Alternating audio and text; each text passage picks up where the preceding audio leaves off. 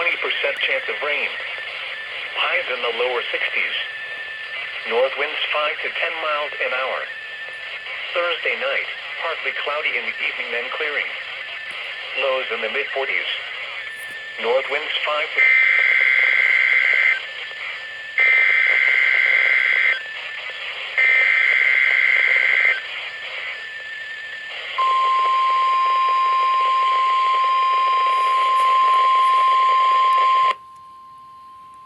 Why did he not activate?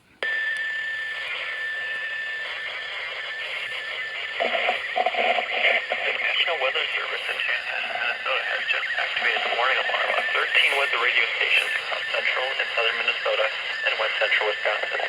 During dangerous weather situations, these radios are automatically activated to warn for the hazard. Tests of these radios are normally conducted by the National Weather Service in Chanhassen every Wednesday at 1 p.m. If severe weather presents the area near normal test times, this has to be postponed until next good weather day. The warning alarm will be activated for selected watches, warnings, and statements affecting central and southern Minnesota and west